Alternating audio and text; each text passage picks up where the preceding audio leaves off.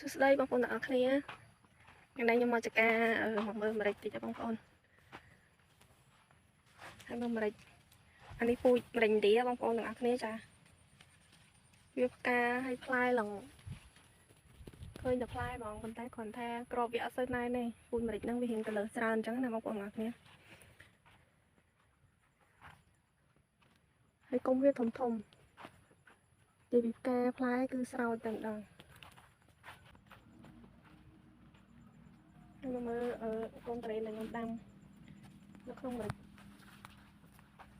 នេះឲ្យបងប្អូនទាំងអស់គ្នាល្អតា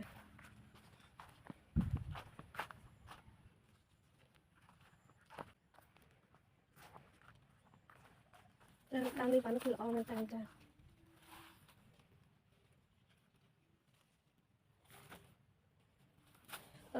ត្រេនគឺវាអត់ចាញ់គ្នាជាមួយម្រេចបងប្អូនអរគ្នាចាបើសិនជាដាំនៅក្នុងម្រេចចឹងទៅគឺវាល្អហើយយើងបានផលទាំងម្រេចគឺបានទាំងត្រេនតែម្ដងខ្ញុំដាំនេះរយៈពេលប្រហែលជា3ខែទេតែល្អចាល្អខ្លាំងបងប្អូន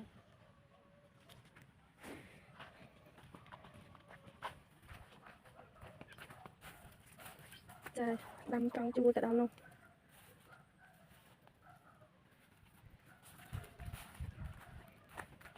ឃើញដំណាំល្អអញ្ចឹងមានកម្លាំងចិត្តបងប្អូនចាវាលោះទួយខ្ចីលហកតែម្ដងពូជត្រេននេះគឺពូជត្រេនម៉ាន់ថង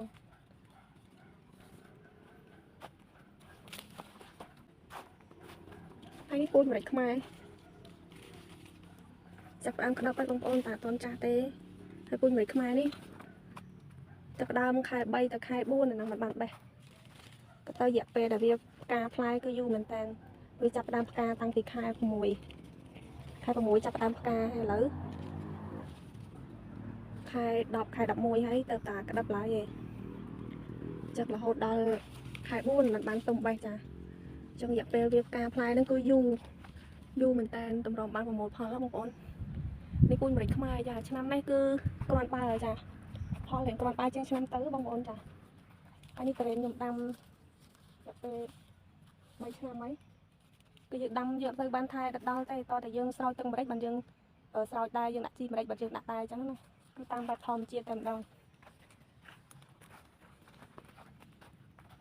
ហើយកូនត្រេននេះទៅដាំបានរយៈពេល3ខែចាល្អមែនតើដាំហើយដាក់ទៅឡើងដាក់ទៅល្អគឺមានកម្លាំងចិត្តណាបងប្អូន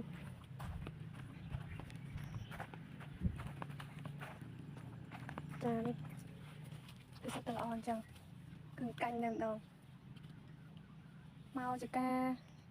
ឃើញដំណាំល្អគឺមានកម្លាំងចិត្តដែរបងប្អូនទាំងអស់គ្នាចឹងអរគុណវីដេអូនឹងមានតែប៉ុណ្្នឹងទេអរគុណបាយបាយ